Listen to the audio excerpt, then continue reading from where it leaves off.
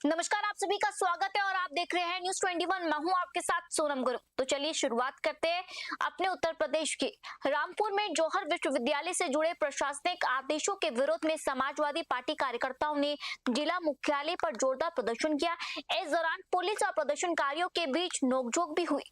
Samajwadi party के कार्यकर्ताओं ने जिला मुख्यालय पर धरना प्रदर्शन करते हुए प्रशासन के खिलाफ नारेबाजी की है। सपा नेताओं ने रामपुर के जिलाधिकारी द्वारा जौहर विश्वविद्यालय को लेकर जारी आदेशों का विरोध करते हुए उन्हें तुगलकी फरमान बताया। प्रदर्शन के दौरान महानगर अध्यक्ष ने चेतावनी दी है कि यदि विश्वविद्यालय पर बुलडोजर की कार्रवाई की गई तो व्यापक आंदोलन होगा। इस बीच मुख्यमंत्री का पुतला फूंकने को लेकर पुलिस और कार्यकर्ताओं के बीच तीखी नोकझोंक हुई।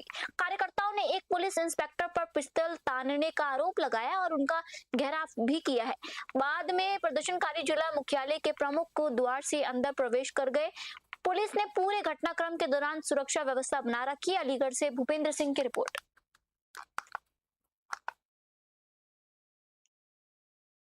अंबेडकर नगर जिले के हसनपुर ग्राम पंचायत में विकास कार्यों में अनियमितताओं के आरोप सामने आए हैं। स्थानीय लोगों ने नाली और इंटरलॉकिंग निर्माण में घटिया सामग्री के इस्तेमाल का आरोप लगाते हुए मामले की जांच की मांग की है। आपको बता दें, अकबरपुर ब्लॉक की हसनपुर ग्राम पंचायत में चल रहे निर्माण कार्यों को लेकर ग्रामीणों ने गंभीर आरोप लगाया। उनका कहना है कि नाली निर्माण और इंटरलॉकिंग कार्यों में मानकों की अनदेखी की जा रही है। आरोप है कि निर्माण में घटिया ईंटों और सीमेंट की जगह अधिक बालू का उपयोग किया जा रहा है, जबकि इंटरलॉकिंग के नीचे रोड़ी और मिट्टी भी नहीं डाली जा रही है। शिकायतकर्ताओं ने आरोप लगाया कि ग्राम पंचायत प्रशासन, संबंधित अधिकारी और ठेकेदार की मिलीभगत से सरकारी धन का दुरुपयोग किया जा रहा है। हालांकि इन आरोपों की आधिकारिक पुष्टि नहीं हुई है। ग्रामीणों ने पूरे मामले की निष्पक्ष जांच कर दोषियों के खिलाफ कार्रवाई की मांग की है। अंबेडकर नगर से अहमद हसन की रिपोर्ट। बस्ती पुलिस की सर्विलांस सेल ने गुमशुदा मोबाइल बरामद करने में बड़ी सफलता हासिल की है।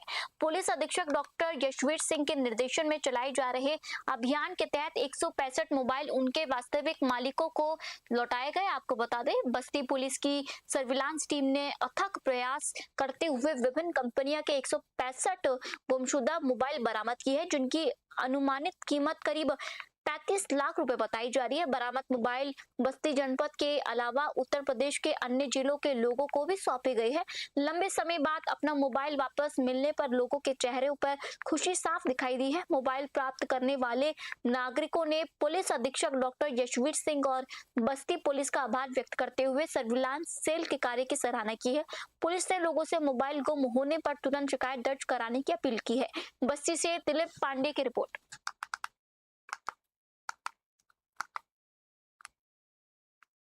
देखिए, आज जनपद बस्ती की जो सर्विलांस सेल है उसके द्वारा 165 खोए हुए मोबाइल फ़ोन, जो जिनकी लगभग मार्केट वैल्यू 30 से 35 लाख है, अच्छे फ़ोन हैं, सारे एंड्रॉयड और अच्छे महंगे फ़ोन हैं, वो बरामद हुए हैं। उनमें कुछ फ़ोन लगभग 2 साल से भी ऊपर से गुम थे और कुछ अभी रिसेंट के थे। ज़्यादातर फ़ोन जनपद बस्ती के रहने वाले लोगों के हैं, लेकिन कुछ ऐसे भी फ़ोन हैं जो अन्य जनपद वालों के हमारे जनपद में खोए थे, तो वो भी पुलिस ने बरामद किए हैं। एक अच्छी कार्रवाई सर्विलांस सेल के द्वारा की गई है और काफ़ी जो जनता है जिनके फ़ोन गुम थे, काफ़ी खुश हैं वो लोग अपना फ़ोन प्राप्त करके। सर्विलांस सेल को उनके सराहनीय कार्य के लिए 10,000 रुपये का पुरस्कार मेरे द्वारा दिया जा रहा है। तो जितने फ़ोन बरामद किए गए हैं उनकी अनुमानित कीमत कितनी होगी? देखिए, अगर इनका प्राइस निकालें जो कैलकुलेट किया गया है, लगभग 30 से 35 लाख रुपए के बीच में इनका प्राइस बैठता है। देखिए, आज जनपद बस्ती की जो सर्विलांस सेल है उसके द्वारा 165 खोए हुए मोबाइल फ़ोन। रायबरेली में जिला कांग्रेस कार्यालय के बाहर हुए हंगामे के बाद राजनीतिक माहौल गर्मा गया है। कांग्रेस ने कुछ लोगों पर कार्यालय के बाहर नारेबाजी और अभद्र व्यवहार करने का आरोप लगाया, जबकि पुलिस पूरे मामले की जांच कर रही है। कांग्रेस नेताओं के अनुसार 12 से 15 लोग जिला कांग्रेस कार्यालय पहुंचे और नारेबाजी के साथ अभद्र भाषा का प्रयोग करने लगे। कांग्रेस का दावा है कि ये लोग भाजपा समर्पित थे। हालांकि इस आरोप पर भाजपा की ओर से तत्काल कोई प्रतिक्रिया सामने नहीं आई है। शोर शराबा सुनकर कांग्रेस कार्यकर्ता बाहर आए और विरोध जताया। सूचना मिलने पर मौके पर पहुंची पुलिस ने स्थिति को नियंत्रित करते हुए हंगामा कर रहे लोगों को वहां से हटाया। कांग्रेस ने भाजपा पर माहौल खराब करने और अराजकता फैलाने का आरोप लगाया है। वहीं पुलिस का कहना है कि पूरे घटनाक्रम की जांच की जा रही है और तथ्यों के आधार पर आगे की कार्रवाई की जाएगी। रायबरेली से अशोक शुक्ला की रिपोर्ट।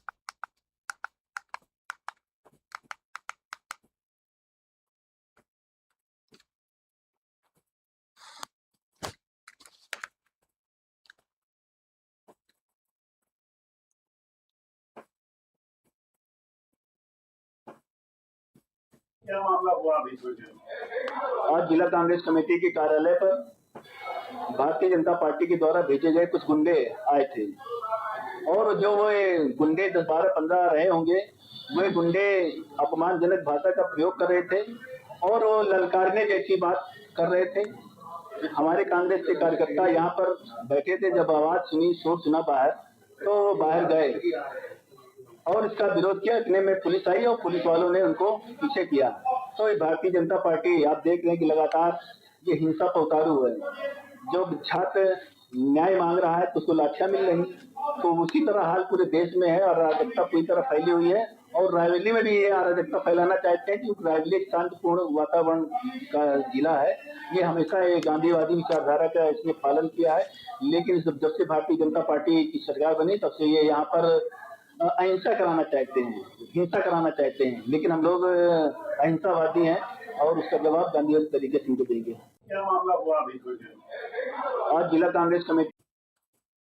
बढ़ते अगली खबर की ओर। मुरादाबाद के भोजपुर थाना क्षेत्र स्थित रानीनालगंज गांव में पुराने कपड़ों के गोदामों में भीषण आग लगने से हड़कंप मच गया। आग की चपेट में करीब 30 गोदाम आ गए, जिससे इलाके में अफरा तफरी का माहौल बन गया।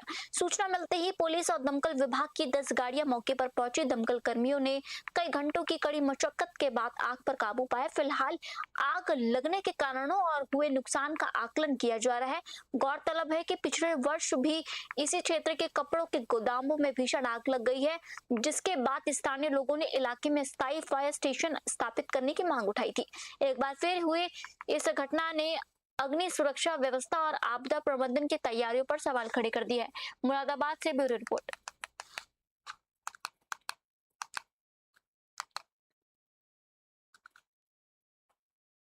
क्या नाम है आपका? नवाब अली नाम है। कहाँ के प्रधान है आप? ये रानी नागल के।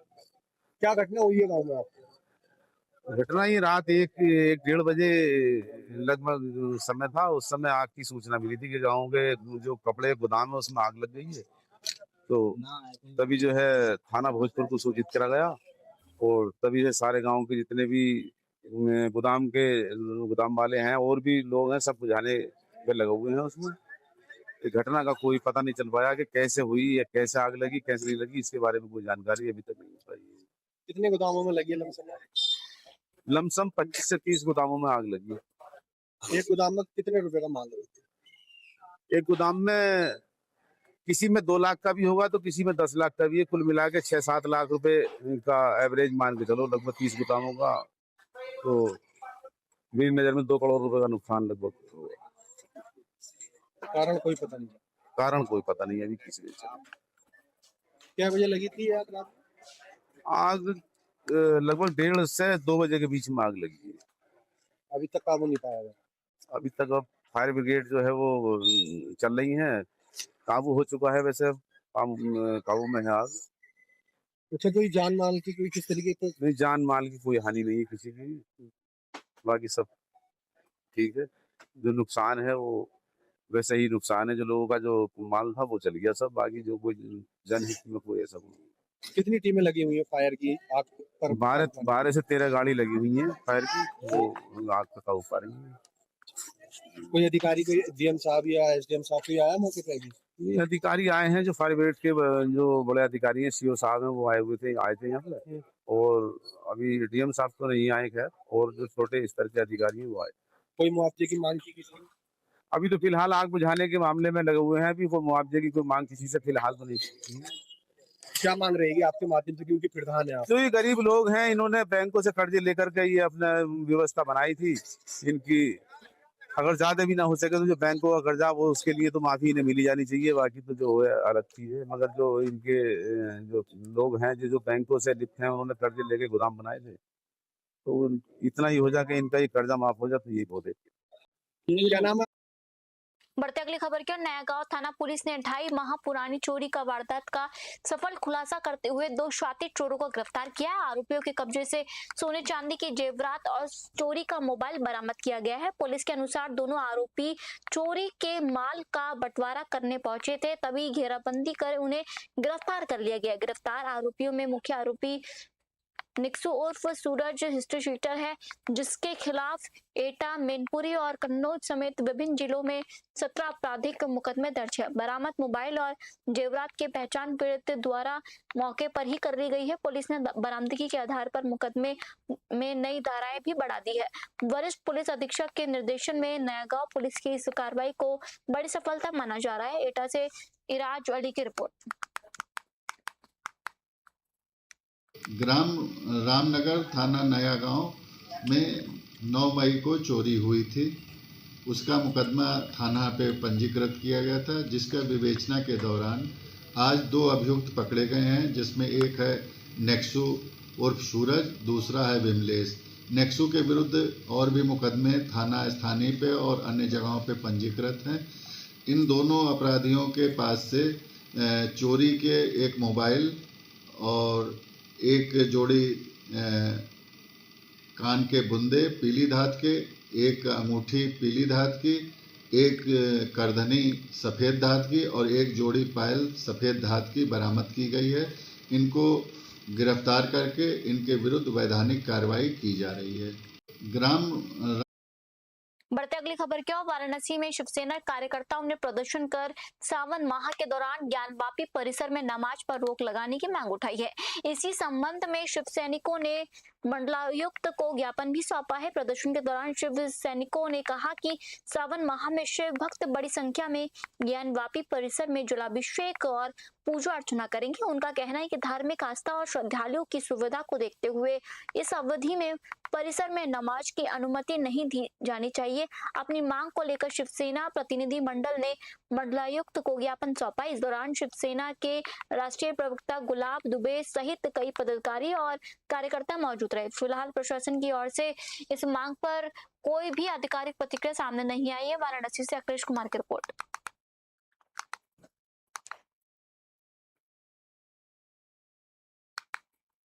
जौनपुर में एक अधिवक्ता की भूमि पर कथित अवैध कब्जे के विरोध में दीवानी न्यायालय और कलेक्टर अधिवक्ता संघ के वकीलों ने कलेक्टर परिसर में प्रदर्शन किया। अधिवक्ताओं ने प्रशासन से तत्काल कार्रवाई की मांग करते हुए नारेबाजी की है। बड़ी संख्या में अधिवक्ता जिलाधिकारी कार्यालय पहुंचे और आरोप लगाया कि एक अधिवक्ता की भूमि पर कथित अवैध कब्जे की शिकायत के बावजूद अब तक प्रभावी कार्रवाई नहीं की गई है। प्रदर्शन के दौरान कुछ देर के लिए माहौल तनावपूर्ण हो गया। सूचना पर पहुंचे सिटी मजिस्ट्रेट ने अधिवक्ताओं से वार्ता कर उन्हें शांत कराया। इसके बाद 5 सदस्यीय प्रतिनिधि मंडल ने जिलाधिकारी से मुलाकात कर निष्पक्ष जांच और दोषियों के खिलाफ कार्रवाई की मांग उठाई है। जिलाधिकारी ने मामले की जांच कर नियमानुसार कार्रवाई का आश्वासन दिया और जिसके बाद प्रदर्शन समाप्त कर दिया गया। हालांकि अधिवक्ताओं ने चेतावनी दी है कि समय पर कार्रवाई नहीं होने पर वे व्यापक आंदोलन करेंगे। जौनपुर से अखिलेश कुमार की रिपोर्ट।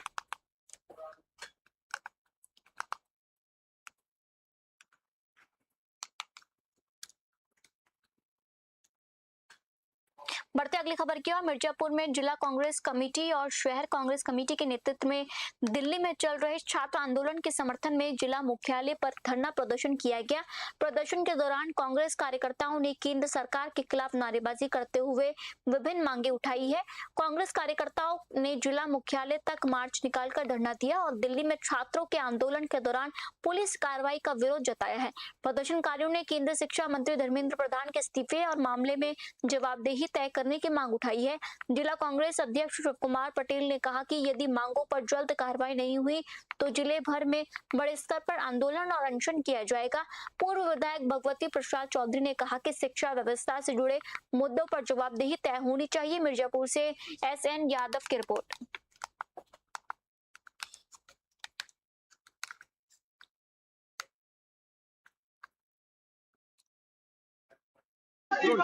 इस समय बता दें हमारी मौजूदगी जनपद मिर्जापुर के जिला मुख्यालय पर है। पिछले 28 जून से जिस तरीके से नीट पेपर लीक का मामला पूरे भारत में एक क्रांति है। और वो आंदोलन जब सोनम वांगचुक के 20 जुलाई को जंतर मंतर से उठाकर सफदरजंग हॉस्पिटल में एडमिट करा दिया, दिल्ली पुलिस ने हवाला दिया कि ये हाई कोर्ट के निर्देश पर, और काकरोच जनता पार्टी के द्वारा जंतर मंतर से संसद मार्च के दौरान जिस तरीके से छात्रों पर, प्रदर्शनकारियों पर जिस तरीके से बर्बरता पूर्वक लाठीचार्ज किए गए, आंसू गैस छोड़े, उसके समर्थन में अखिलेश यादव, राहुल गांधी प्रधानमंत्री आवास के बाहर बैठ गए। फलस्वरूप हुआ क्या, राहुल गांधी समेत अखिलेश यादव को पुलिस ने डिटेन कर लिया।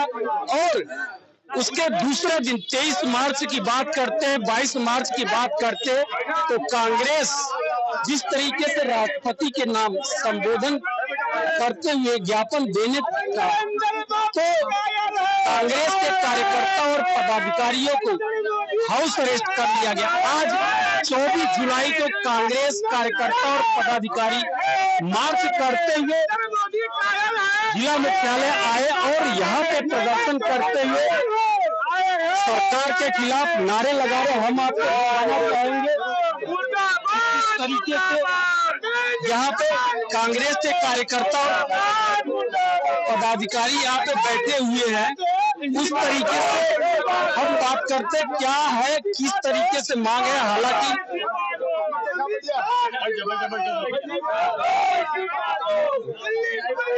जी बताएं क्या है, आज 2 दिनों के हाउस अरेस्ट के बाद आज कांग्रेस कार्यकर्ता पदाधिकारी जिलाधिकारी कार्यालय पे धरना प्रदर्शन कर।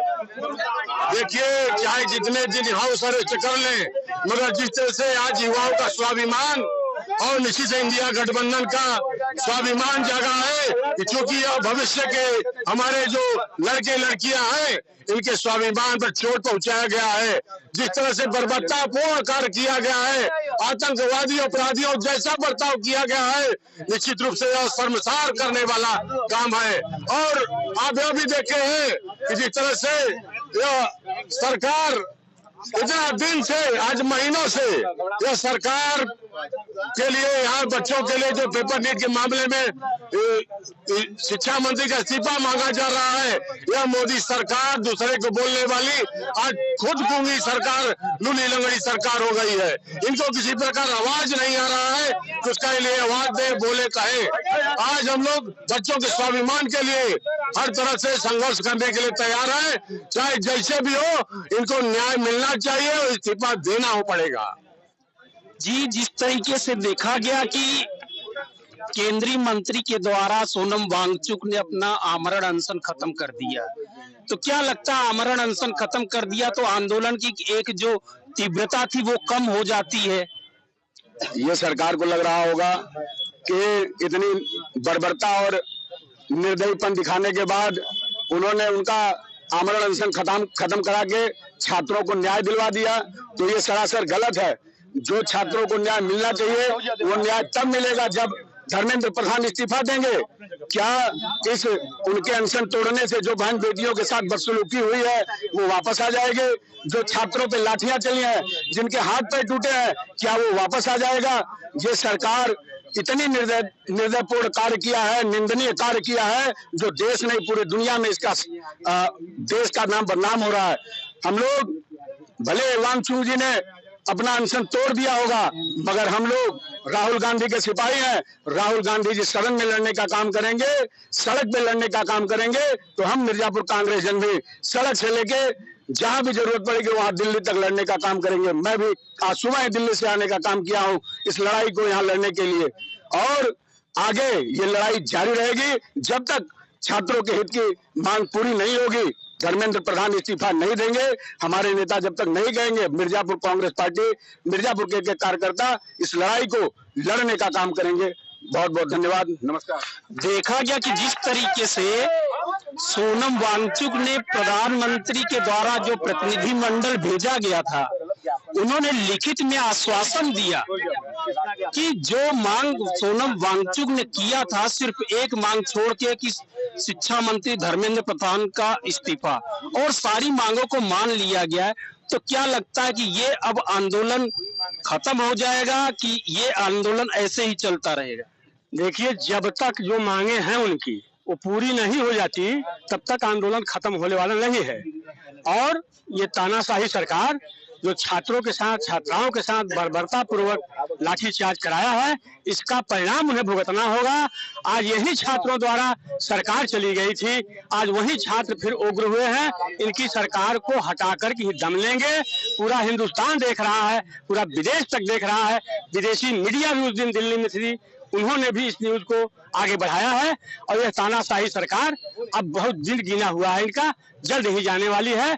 हम लोग प्रदर्शन तब तक धरना करते रहेंगे जब तक हमारे नेता राहुल गांधी जी का कोई फरमान नहीं आता है, तब तक ये आंदोलन जारी रहेगा। तो इस तरीके से आपने देखा कि कांग्रेस के जो कार्यकर्ता और पदाधिकारी 2 दिनों के हाउस अरेस्ट के बाद आज जिला मुख्यालय पर जिस तरीके से धरना प्रदर्शन कर रहे हैं, उनकी सिर्फ एक ही मांग है, शिक्षा मंत्री की इस्तीफे की बात। बताते चले कि काकरोच जनता पार्टी के जिस तरीके से आह्वान पे आज पूरे भारत में सर्वव्यापी हड़ताल हर जिले में है और जिनकी मांग है एक जिला एक मांग। हालांकि बताते चले कि जिस तरीके से इतिहास में ये ऐसा युवाओं का आंदोलन है जिसमें कोई नेता नहीं, कोई झंडा नहीं, कोई कार्यकर्ता नहीं, और सिर्फ और एक बात है कि युवाओं के अंदर सिर्फ जो बात आई पेपर लीक के मामले को, बताते कि यदि सोनम वांगचुक के आमरण अनशन खत्म करने के बाद जिस तरीके से काकरोच जनता पार्टी के संस्थापक अभिजीत दीपके ने आह्वान किया कि धर्मेंद्र प्रधान का इस्तीफा, कहीं न कहीं ये लगता है कि यदि काकरोच जनता पार्टी के संस्थापक एक बार ये कह दे कि ये आंदोलन खत्म हो गया, तो शायद लगता है कि जिस तरीके से आंदोलन ने वो जो रूप ले लिया है, अब किसी के आह्वान पे ये आंदोलन भी दबने वाला नहीं है। अब ये तो समय बताएगा कि किस तरीके से यह आंदोलन आगे मोड़ लेगा कि शिक्षा मंत्री धर्मेंद्र प्रधान के इस्तीफे के साथ ही खत्म होगा। न्यूज़ 21 के लिए मिर्जापुर से एसएन यादव की रिपोर्ट। बढ़ते अगली खबर की ओर। शामली के कैराना कोतवाली क्षेत्र में शुक्रवार सुबह एक युवक का शव मिलने से इलाके में सनसनी फैल गई। आपको बता दें, झुंझुनू रोड स्थित सब्जी मंडी के निकट एक कॉलोनी में करीब 9 बजे स्थानीय लोगों ने शव पड़े होने की सूचना पुलिस को दी है। सूचना मिलते ही पुलिस मौके पर पहुंची और घटनास्थल का निरीक्षण किया गया। फॉरेंसिक टीम ने भी मौके से साक्ष्य एकत्र किए। पुलिस के अनुसार शव के पास से एक बैग, एक बाइक और एक इंजेक्शन बरामद हुआ है। प्रारंभिक तौर पर आशंका जताई जा रही थी कि इंजेक्शन का संबंध नशीले पदार्थ के सेवन से हो सकता है। हालांकि इसकी पुष्टि जांच और पोस्टमार्टम रिपोर्ट के बाद ही होगी। सीओ हेमंत कुमार ने बताया कि मृतक की पहचान जतन निवासी गांव भैंसवाला थाना गढ़ीपुख्ता के रूप में हुई है। पुलिस ने शव को पोस्टमार्टम के लिए भेज दिया है और सभी पहलुओं को ध्यान में रखकर मामले की जाँच कर रही है। शामली से मुनव्वर पवार की रिपोर्ट। थाना कराना में भुआ रोड के पास सब्जी मंडी में बने कमरे के बरामदे में एक शव आज सुबह मिला।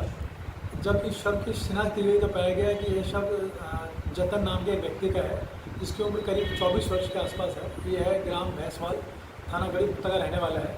इस संबंध में पंचायतनामा की कार्रवाई कर पोस्टमार्टम के लिए बॉडी को भेज दिया गया है और आगे की विधिक कार्रवाई की जाएगी। थाना कराना में भुआ रोड के पास सब्जी मंडी में बने कमरे के बरामदे में एक शव आज सुबह मिला। जब इस शव की शिनाख्त की गई तो पाया गया कि यह शव जतन नाम के एक व्यक्ति का है, जिसकी उम्र करीब 24 वर्ष के आसपास है। यह है ग्राम भैंसवाल, थाना गढ़ीपुख्ता का रहने वाला है।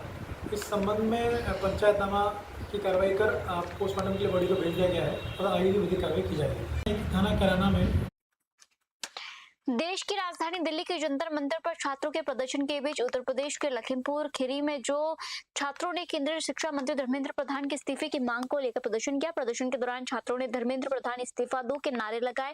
राष्ट्रपति को संबंधित ज्ञापन प्रशासन को सौंपकर अपनी मांगों से अवगत कराया। पूरे कार्यक्रम के दौरान सुरक्षा व्यवस्था बनाए रखने के लिए पुलिस बल तैनात रहा और प्रदर्शन शांतिपूर्ण ढंग से संपन्न हुआ। प्रदर्शन कर रहे छात्रों का कहना था कि शिक्षा व्यवस्था से जुड़े कई महत्वपूर्ण मुद्दों पर उनकी आवाज नहीं सुनी जा रही है। उन्होंने मांग की है कि छात्रों की समस्याओं का शीघ्र समाधान किया जाए और शिक्षा व्यवस्था में आवश्यक सुधार लागू किए जाए। छात्रों ने कहा कि सरकार उनकी मांगों पर गंभीरता से विचार करे तथा यदि जल्द कोई ठोस कदम नहीं उठाया गया तो वे लोकतांत्रिक तरीके से अपना आंदोलन आगे भी जारी रखे। लखीमपुर खीरी से प्रद्युम्न दीक्षित की रिपोर्ट। रामपुर के जनपद भ्रमण के दौरान प्रभारी मंत्री धर्मपाल सिंह ने जिलाधिकारी अजय कुमार द्विवेदी के साथ राधा रोड स्थित वाल्मीकि बस्ती का दौरा कर स्थानीय लोगों से संवाद किया। बस्ती पहुंचने पर नागरिकों ने पुष्प मालाएं पहनाकर उनका स्वागत किया। प्रभारी मंत्री ने महिलाओं, बुजुर्गों और युवाओं से मुलाकात कर प्रधानमंत्री आवास योजना, आयुष्मान भारत, उज्ज्वला योजना, राशन वितरण, वृद्धावस्था पेंशन, निरस्तर महिला पेंशन और किसान सम्मान निधि सहित विभिन्न जन कल्याणकारी योजनाओं के लाभ की जानकारी सीधे लाभार्थियों से ली है। उन्होंने अधिकारियों को निर्देश दिए कि कोई भी पात्र व्यक्ति सरकारी योजनाओं से वंचित न रहे और पात्रता का परीक्षण कर समयबद्ध लाभ से उपलब्ध कराया जाए। साथ ही स्वच्छता, पेयजल, बिजली, सड़क, स्वास्थ्य, शिक्षा जैसी मूलभूत सुविधाओं की समीक्षा करें। जिलाधिकारी ने बताया कि शासन की मंशा के अनुरूप योजनाओं का लाभ पारदर्शी तरीके से पहुंचाया जा रहा है तथा जन समस्याओं के तीव्र समाधान के लिए लगातार समीक्षा की जा रही है। रामपुर से शाहबाज खान की रिपोर्ट।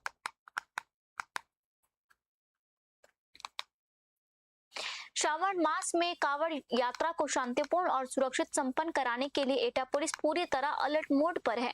इसी क्रम में एसपी सिटी श्वेताब पांडे ने सीयू सिटी के थाना बागवाला क्षेत्र स्थित प्रसिद्ध पारसौन शिव मंदिर का निरीक्षण कर सुरक्षा एवं व्यवस्था का जायजा लिया। निरीक्षण के दौरान मंदिर परिसर में श्रद्धालुओं की सुविधा के लिए वॉलंटियर्स की तैनाती सुरक्षित करने के निर्देश दिए गए। साथ ही पर्याप्त पुलिस बल की मौजूदगी, लगातार गश्त, संवेदनशीलता स्थानों पर विशेष निगरानी और संदिग्ध गतिविधियों पर कड़ी नजर रखने के आदेश भी दिए गए।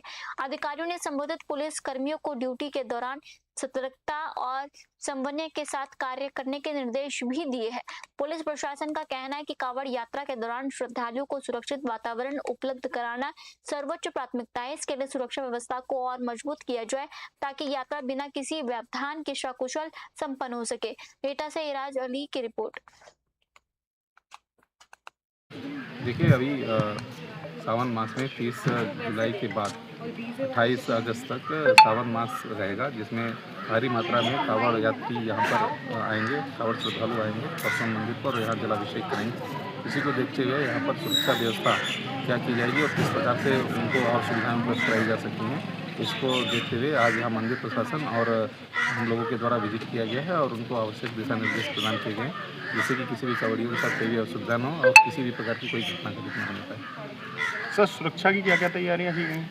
देखिए, यहाँ पर प्रत्येक सोमवार और अन्य दिनों में भी अलग अलग व्यवस्थाएं की गई हैं। अंदर मंदिर गर्भगृह में भी ड्यूटियाँ रहेंगी, मंदिर के चारों तरफ भी ड्यूटियाँ रहेंगी, साथ ही मार्ग व्यवस्था में भी ड्यूटियाँ लगेंगी। थाना प्रभारी तथा अन्य यहाँ पर एक्स्ट्रा फोर्स भी प्रोवाइड कराई जाएगी, जिससे कि किसी प्रकार की असुविधा पैदा न हो और न ही किसी प्रकार की सुरक्षा की कमी महसूस हो पाए। सर, जैसे कि सावन के सोमवार में यहाँ पर काफ़ी बड़ा मेला लगता है, उसके लिए क्या क्या तैयारियाँ हैं? देखिए, मंदिर प्रशासन से बात हुई है, सावन के सोमवार के दिन यहाँ पे भीड़ रहती है, लेकिन मुख्य जो सबसे ज़्यादा भीड़ होती है वो महाशिवरात्रि के दिन होती है। उसके लिए अतिरिक्त व्यवस्था की जा रही है। यहाँ पर सेक्टर स्कीम के रूप में भी व्यवस्था लागू की जाएगी। साथ ही जो यहाँ पे भंडारे इत्यादि के जो आयोजक हैं उनसे भी वार्ता करके इसमें लोगों को सुविधा उपलब्ध कराई जाएगी। समाजवादी पार्टी ने पेपर लीक छात्रों पर कथित लाठीचार्ज और जौहर यूनिवर्सिटी के मुद्दे को लेकर सरकार के खिलाफ जोरदार प्रदर्शन किया। जिलाध्यक्ष एवं सदर विद्यालय महेंद्र नाथ यादव के नेतृत्व में बड़ी संख्या में सपा कार्यकर्ता डीएम कार्यालय पहुंचे और धरना देकर सरकार विरोधी नारे लगाए। प्रदर्शन के दौरान राष्ट्रपति के नाम संबोधित ज्ञापन प्रशासन को सौंपा भी गया। सपा ने आरोप लगाया कि लगातार हो रही पेपर लीक की घटनाओं से युवाओं का भविष्य खतरे पर पड़ रहा है, जबकि अपनी मांगों को लेकर शांतिपूर्ण प्रदर्शन करने वाले छात्रों पर बल प्रयोग किया जा रहा है। विधायक महेंद्र नाथ यादव ने केंद्र और प्रदेश सरकार को छात्र विरोधी बताते हुए कहा कि युवाओं के साथ अन्याय बर्दाश्त नहीं किया जाएगा।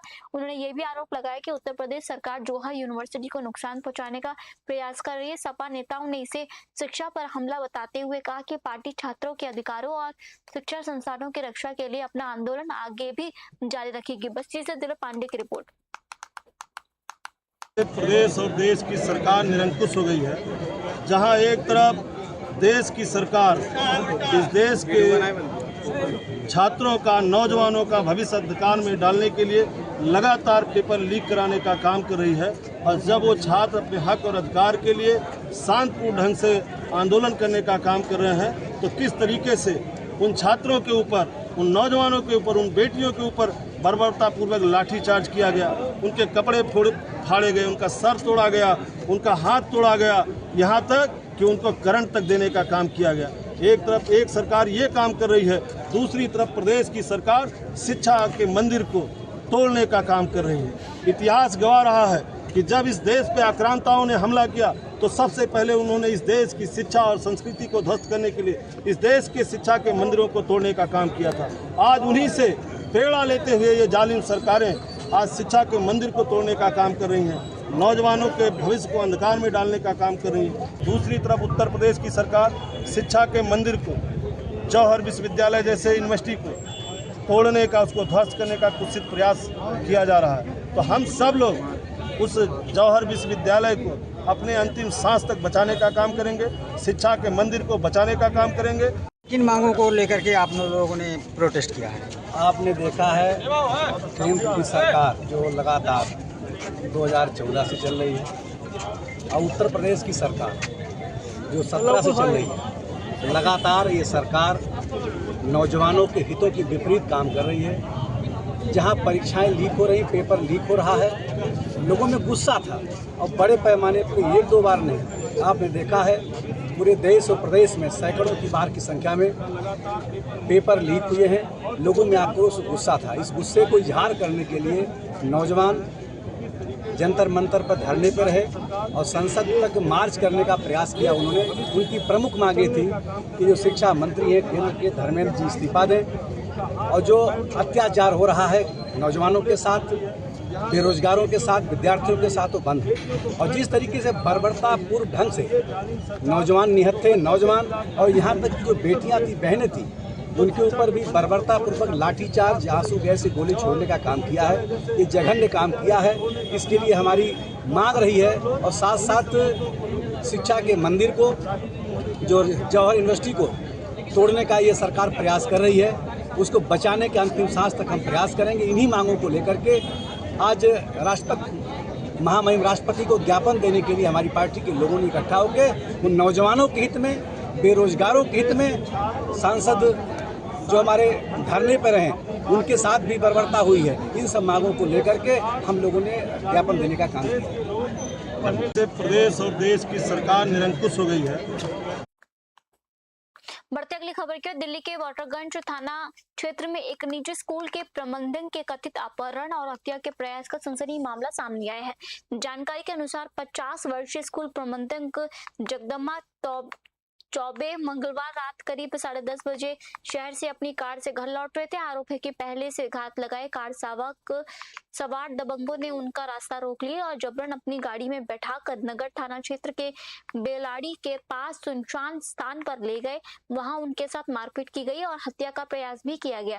किसी तरह उनकी जान बच गई, लेकिन हमले में उनके हाथ और पैर में फ्रैक्चर हो गया। उनका जिला अस्पताल में उपचार चल रहा है। पीड़ित के बेटे चंद्रमौली चौबे का तहरीर पर पुलिस ने सुजीत उर्फ दीपक सिंह सहित 5 नवजात आरोपियों के खिलाफ अपहरण, हत्या के प्रयास और अन्य गंभीर धाराओं में मुकदमा दर्ज किया है। पुलिस ने एसओजी सर्विलांस और स्थानीय टीमों को आरोपियों की गिरफ्तारी के लिए लाया है तथा घटना में प्रयुक्त कार भी तलाश की जा रही है। बस्ती से दिलीप पांडे की रिपोर्ट।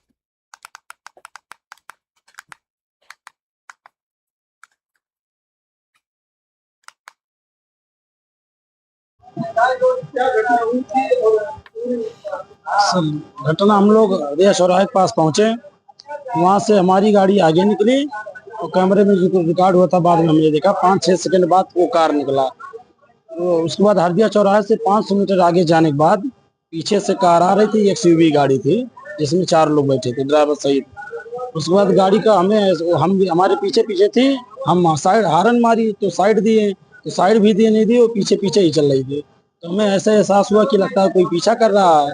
उसके बाद हम क्या किए, गाड़ी स्लो कर दी, अपनी स्लो करें गाड़ी। उसके बाद गाड़ी आगे निकली हो, फिर उसके आगे से हम गाड़ी भगाएं कि हम आगे निकाल लेते हैं। अगर ऐसा हुआ कि हमें कोई पीछा कर रहा है तो बक्सई जो पुलिया है मोड़ के पास, उसके बाद हम वहाँ पहुंचे, जैसे बस ऑटोमेटिक गाड़ी सब ला के हमारे सामने ओवरटेक कर दिए। ओवरटेक करने के बाद सब लोग निकले एक कोई कार्ड लिए थे, उसके बाद कार्ड दिखाएं कि एसडीएम सुरेंद्र कुमार सिंह के आदमी बोल रहे हैं, उन्हीं बुलाए हैं। उसके बाद हमसे गाली गलौज हुआ, गाली गलौज किए, बटन तोड़े, हमारा छीना झपटी हुआ, मोबाइल भी छीन लिए थे। कल दिनांक 23 जुलाई 2026 को रात में करीब 10:30 बजे के लगभग पुलिस को जरिए दूरभाष एक सूचना प्राप्त हुई, जिसमें सूचनाकर्ता द्वारा बताया गया कि कुछ अज्ञात व्यक्तियों द्वारा एक कार से एक व्यक्ति का अपहरण कर लिया गया, उसको ज़बरदस्ती गाड़ी में बैठा लिया गया और उसे अपने साथ लेकर गए। इस सूचना पर तत्काल पुलिस अधीक्षक महोदय के स्तर से टीमों का गठन किया गया। स्वाट, सर्विलांस, एसओजी और स्थानीय थाने की टीमों ने चारों तरफ घेराबंदी करके कामबिंग शुरू की। थोड़ी देर बाद पीआरजी पर यह सूचना प्राप्त हुई कि उस व्यक्ति को नगर थाना क्षेत्र के एक सुनसान स्थान पर रोड के किनारे घायल अवस्था में फेंक दिया गया है। तत्काल पुलिस वहां मौके पर पहुंची, एम्बुलेंस की मदद से उसको लाकर जिला चिकित्सालय में भर्ती कराया गया, जहां पर उसकी हालत अभी स्थिर और सामान्य बनी हुई है। इस संबंध में उनके परिजनों की तहरीर पर सुसंगत धाराओं में नामजद 4 व्यक्तियों के विरुद्ध अपहरण और हत्या के प्रयास की सुसंगत धाराओं में अभियोग का पंजीकरण किया गया। पुलिस टीमों का गठन किया गया है। सीसीटीवी कैमरे फुटेज के कुछ साक्ष्य भी पुलिस को प्राप्त हुए हैं। इस संबंध में जो टीमें गठित की गई हैं वो साक्ष्यों का संकलन कर रही हैं। इसमें कौन लोग शामिल थे, जो हापुड़ में राष्ट्रीय लोकदल को बड़ा संगठनात्मक झटका मिला है। आपको बता दें, पार्टी के विभिन्न संगठनात्मक पदों पर कार्यरत कई पदाधिकारियों ने सामूहिक रूप से अपने पदों से इस्तीफा देने की घोषणा की है। जारी सामूहिक इस्तीफे में पदाधिकारियों ने आरोप लगाया कि जिले के संगठनात्मक मामलों में राष्ट्रीय नेतृत्व लगातार हस्तक्षेप कर रहा है और मनमाने निर्णय लिए जा रहे हैं। उन्होंने ये भी दावा किया कि अनुशासनहीनता करने वाले लोगों के खिलाफ निष्पक्ष और प्रभावी कार्रवाई नहीं होने से वे आहत है। इसी कारण सभी ने तत्काल प्रभाव से अपने पद छोड़ने का निर्णय लिया है। वहीं जिन वरिष्ठ नेताओं के पास वर्तमान में कोई संगठनात्मक दायित्व नहीं है, उन्हें भी अगले आदेश तक पार्टी के किसी कार्यक्रम या संगठनात्मक गतिविधि में भाग नहीं लेने का फैसला किया गया है। प्रेस वार्ता के दौरान प्रदेश सचिव अखिल के अनुसार हाईकमान से फोन आने के बाद जिलाध्यक्ष अशोक त्यागी का बयान नहीं कराया गया। फिलहाल पार्टी नेतृत्व की ओर से इस पूरे घटनाक्रम पर कोई आधिकारिक प्रतिक्रिया सामने नहीं आई। हापुड़ से मोनिश खान की रिपोर्ट।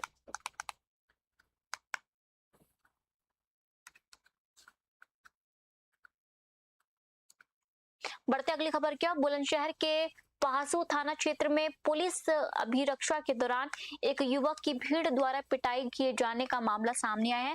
बताया जा रहा है कि युवक पर बाबा साहब डॉक्टर भीमराव अंबेडकर के खिलाफ कथित अभद्रता टिप्पणी करने का आरोप लगा था। सूचना मिलने पर पुलिस युवक को हिरासत में लेकर थाने ले जा रही थी, तभी कस्बा पहासू के मठ मंदिर के पास आक्रोशित भीड़ ने उसे घेर लिया और पुलिस की मौजूदगी में उसके साथ मारपीट कर दी गई। घटना के दौरान मौके पर हंगामे की स्थिति बन गई। पूरी घटना का वीडियो सोशल मीडिया पर तेजी से वायरल हो रहा है। वायरल वीडियो में सामने आने के बाद पुलिस ने मामले का संज्ञान लेते हुए जांच शुरू कर दी है। अधिकारियों का कहना है कि वीडियो के आधार पर घटना में शामिल लोगों की पहचान की जा रही है और कानून के अनुसार आगे की कार्रवाई की जा रही है। क्षेत्र में स्थिति सामान्य बताई जा रही है। बुलंदशहर से शहरोज खान की रिपोर्ट। सर, ये आज की क्या घटना है सर, उसके बारे में कुछ बताएंगे? आज थाना पहासू को सूचना प्राप्त हुई थी कि एक युवक द्वारा डॉक्टर बाबा साहेब अम्बेडकर के संबंध में कुछ आपत्तिजनक टिप्पणी की गई थी, जिसमें पुलिस द्वारा उसको हिरासत में लिया गया है और उसके खिलाफ मुकदमा भी पंजीकृत किया गया है। इसमें युवक के साथ भी कुछ लोगों द्वारा मारपीट की गई है। इसमें मैं बताना चाहूँगा कि किसी भी महापुरुष के खिलाफ किसी भी प्रकार की अभद्र टिप्पणी स्वीकार्य नहीं है, ये गलत है। इसमें किसी भी प्रकार से अगर कोई किसी भी महापुरुष के खिलाफ कोई टिप्पणी करता है तो उसके खिलाफ मुकदमा लिखा जाएगा। साथ ही मैं ये भी बताना चाहूँगा कि कानून को अपने हाथ में लेकर ये जो मारपीट की गई है ये बिल्कुल विधि विरुद्ध है और इसमें भी पुलिस द्वारा कार्रवाई की जाएगी। मुकदमा इसमें भी पंजीकृत किया जा रहा है। इसमें अभी मौके पर शांति व्यवस्था कायम है। हमारे द्वारा भी एरिया डोमिनेशन किया गया है, सभी लोगों से बात की गई है, फिर दोबारा भी संभ्रांत व्यक्तियों से एक बार वार्ता की जाएगी। इसमें किसी भी प्रकार की कोई भी ऐसी बात अगर हो तो हम सभी से अपील करते हैं कि हमारे संज्ञान में लेकर आएँ। इसमें सभी के खिलाफ जिन्होंने भी कानून को अपने हाथ में लिया है उनके खिलाफ भी कार्रवाई की जाएगी। और जिस प्रकार से महापुरुष के विरुद्ध आपत्तिजनक टिप्पणी की गई है उसमें भी मुकदमा पंजीकृत करते हुए आवश्यक वैधानिक कार्रवाई की जाएगी। सर ये आज की क्या घटना है सर, उसके बारे में कुछ बताएंगे? आज थाना पहासू को सूचना प्राप्त हुई थी। जिले के गोटे गांव में कांग्रेस कार्यकर्ताओं ने नीट परीक्षा पेपर लीक और छात्रों के साथ कथित मारपीट के विरोध में केंद्र सरकार के खिलाफ प्रदर्शन किया। बड़ी संख्या में कार्यकर्ता हाथों में तख्तियां लेकर फुआरा चौक पर एकत्र हुए और केंद्रीय शिक्षा मंत्री धर्मेंद्र प्रधान के इस्तीफे की मांग करते हुए नारेबाजी की। इसके बाद प्रदर्शनकारी एसडीएम कार्यालय पहुंचे, जहां राष्ट्रपति के नाम संबोधित ज्ञापन एसडीएम संघमित्रा गौतम को सौंपा गया। ज्ञापन में प्रतियोगी परीक्षाओं में बार बार हो रहे पेपर लीक पर रोक लगाने, छात्रों के भविष्य की सुरक्षा सुनिश्चित करने तथा इस संवेदनशील मुद्दे का स्थायी समाधान निकालने की मांग की गई। कांग्रेस ने नेता प्रतिपक्ष राहुल गांधी के साथ कथित अभद्रता की भी निंदा करते हुए कहा कि छात्रों के हित में आवाज उठाना उनका संवैधानिक अधिकार है। प्रदर्शन में नगर अध्यक्ष लक्ष्मी नारायण तिवारी, जिला सचिव दीनू सिंह ठीरा सहित बड़ी संख्या में कांग्रेस कार्यकर्ता मौजूद रहे। गोटेगांव से संजू चौहान की रिपोर्ट।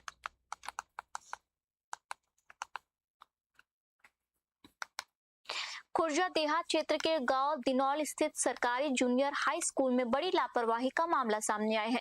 आरोपी के कक्षा 1 में पढ़ने वाला 4 वर्षीय छात्र छुट्टी के बाद भी स्कूल के कमरे में रह गया और पूरा स्टाफ स्कूल में ताला लगाकर घर चला गया। करीब 1.5 घंटे तक मासूम बंद कमरे में रोता बिलखता रहा। जब बच्चा समय पर घर नहीं पहुंचा तो परिजन उसकी तलाश करते हुए स्कूल पहुंचे। स्कूल के अंदर से बच्चे के रोने की आवाज सुनाई देने पर ग्रामीणों ने हंगामा किया और ताला तोड़कर मासूम को बाहर निकाला।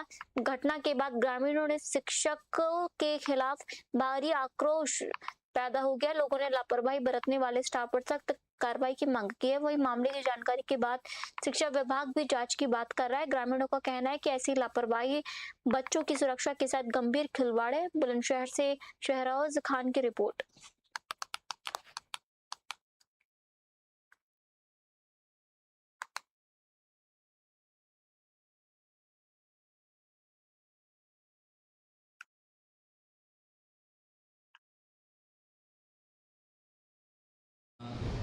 खुर्जा देहात क्षेत्र का एक प्राथमिक विद्यालय गांव दिनौल में, वहाँ लापरवाही का शिक्षकों द्वारा लापरवाही की गई है। एक बच्चे को बंद कर दिया गया था, उसमें छोड़ दिया था, उस पर आपके द्वारा क्या कार्रवाई की गई है? ये जो विकास क्षेत्र खुर्जा का मामला है, यहाँ पे दिनौल प्राथमिक विद्यालय, तो यहाँ पे अभी मेरे संज्ञान में आया है, कुछ वीडियो भी आए हैं जिनसे पता चल रहा है, स्पष्ट पता चल रहा है कि शिक्षकों की कुछ लापरवाही के कारण हमारा एक बच्चा जो है बंद रह जाता है और ये बड़ी घोर लापरवाही का जो है तथ्य है। इसमें हमारे द्वारा बड़ी से बड़ी कार्रवाई की जाएगी, जिससे कि आने वाले समय में प्रत्येक शिक्षक, प्रत्येक प्रधानाध्यापक इसको उदाहरण बनाते हुए और इस तरह की जो है लापरवाही बिल्कुल भी न करें, जिससे कि किसी भी प्रकार की जो है संवेदनहीनता खुर्जा देहात क्षेत्र का एक प्राथमिक विद्यालय गांव दिनौल में, वहाँ लापरवाही का शिक्षकों द्वारा लापरवाही की गई है। एक बच्चे को बंद कर दिया गया था, उसमें छोड़ दिया था, उस पर आपके द्वारा क्या कार्रवाई? बढ़ते अगली खबर की ओर। सिकंदराबाद इंडस्ट्रियल एरिया में प्रवर्तन निदेशालय यानी ईडी की बड़ी कार्रवाई सामने आई है। कोतवाली सिकंदराबाद क्षेत्र के गांव राजारामपुर स्थित संतोष वेयर हाउसिंग लिमिटेड में ईडी की टीम कई घंटों में छापेमारी कर जांच कर रही है। सूत्रों के मुताबिक जांच एजेंसी की टीम वेयर हाउस से जुड़े महत्वपूर्ण दस्तावेजों, रिकॉर्ड और अन्य जानकारियों की गहन पड़ताल कर रही है। ईडी की कार्रवाई के बाद पूरे वेयर हाउस परिसर में हड़कंप का माहौल बना हुआ है। हालांकि अभी तक इस छापेमारी के कारणों को लेकर कोई आधिकारिक जानकारी सामने नहीं आई है। ईडी की ओर से भी कार्रवाई को लेकर कोई बयान जारी नहीं हुआ है। बताया जा रहा है कि जांच पूरी तरह होने के बाद भी मामले से जुड़ी वजहों और अन्य महत्वपूर्ण जानकारियों का खुलासा हो सकेगा। फिलहाल सुरक्षा व्यवस्था के बीच ईडी की टीम अपनी कार्रवाई में जुटी हुई है। बुलंदशहर से शहरोज खान की रिपोर्ट।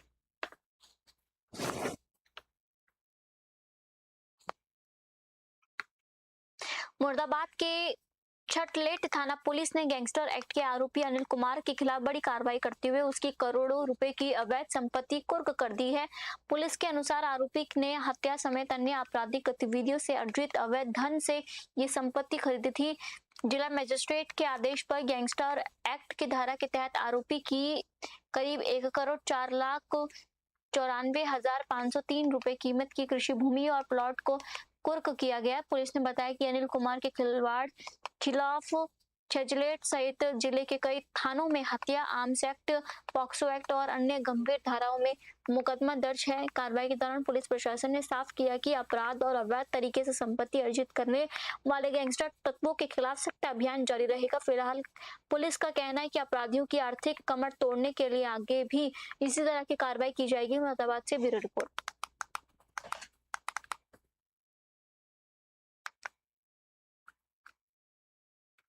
ये देखिए, ये दिनांक 28 मार्च 2026 को थाना छजलेट क्षेत्र के अंतर्गत इसमें एक मुकदमा अपराध संख्या 56/26 पंजीकृत किया गया था।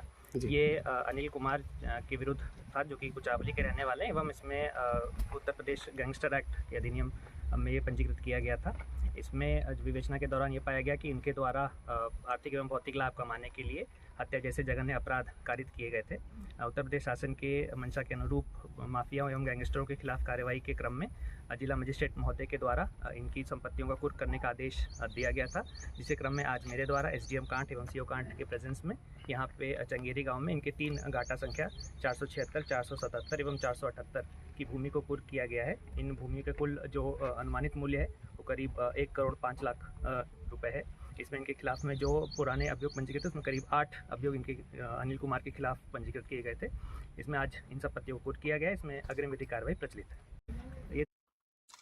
वाराणसी के कैंट रेलवे स्टेशन पर जीआरपी पुलिस ने बड़ी कार्रवाई करते हुए करीब 1,95,00,000 रुपए की कीमत के सोने और डायमंड ज्वेलरी बरामद की है। जानकारी के मुताबिक स्टेशन के प्लेटफॉर्म नंबर 6 और 7 पर गश्त के दौरान जीआरपी जवानों ने 2 संदिग्ध यात्रियों को पकड़ा। तलाशी लेने पर उसके पास से डायमंड की घड़ी, चेन, सोने की अंगूठियां समेत कई कीमती आभूषण बरामद हुए हैं। दोनों युवक गुजरात के रहने वाले बताए जा रहे हैं। जीआरपी ने बरामद आभूषणों के संबंध में आयकर विभाग को सूचना दी, जिसके बाद विभाग की टीम मौके पर पहुंचकर जांच में जुट गई है। अधिकारियों के अनुसार फिलहाल ये पता लगाया जा रहा है कि इतनी बड़ी मात्रा में आभूषण लेकर दोनों युवक कहां जा रहे थे और इनके दस्तावेज क्या है। जांच पूरी होने के बाद पूरे मामले की स्थिति स्पष्ट हो सकेगी। फिलहाल जीआरपी और आयकर विभाग की कार्रवाई जारी है। वाराणसी से अखिलेश कुमार की रिपोर्ट। सर, 2 लोगों को आप लोगों ने हिरासत में लिया है, जांच कर रहे हैं, क्या पूरा डिटेल? आज दिनांक 24/7/2026 को आगामी श्रावण मास के दृष्टिगत आरपीएफ और जीआरपी और सीआईबी की टीम मिलकर के संयुक्त रूप से चेकिंग कर रहे थे। चेकिंग के दौरान प्लेटफॉर्म नंबर 6 और 7 के लोहता साइड से 2 व्यक्ति संदिग्ध अवस्था में दिखाई दिए, जिनके पास जाकर के पूछताछ की गई तो बताया कि साहब हमारे पास गोल्ड और डायमंड की ज्वेलरी है, जिसके संबंध में आयकर विभाग के अधिकारियों को सूचित करते हुए उनको थाना हाजा पर लाया गया। उनको जो प्रथम दृष्टया जांच आप लोगों ने किया है, तो क्या क्या बरामदगी हुई है, उसकी मूल्य क्या होंगे? ये इनके पास जो ज्वेलरी है वो उसकी कीमत इनके अनुसार है 1,95,64,897 रुपए की। क्या क्या है ज्वेलरी में? क्या है ज्वेलरी में? आभूषण वगैरह हैं। किस चीज़ के? गोल्ड के हैं और डायमंड के भी हैं। तो आगे क्या जांच चल रही है? इसमें हमने आयकर विभाग के अधिकारियों को बता दिया, वो लोग आ गए हैं, जांच की जा रही है और जैसा भी। सर, 2 लोगों को आप लोगों ने हिरासत में लिया है, जांच कर रहे हैं, क्या पूरा डिटेल? आज दिनांक 24/7/2026 को आगामी श्रावण मास के दृष्टिगत। फिलहाल आज के बुलेटिन में इतना ही और आप देखते रहिए न्यूज़ 21। जय हिंद।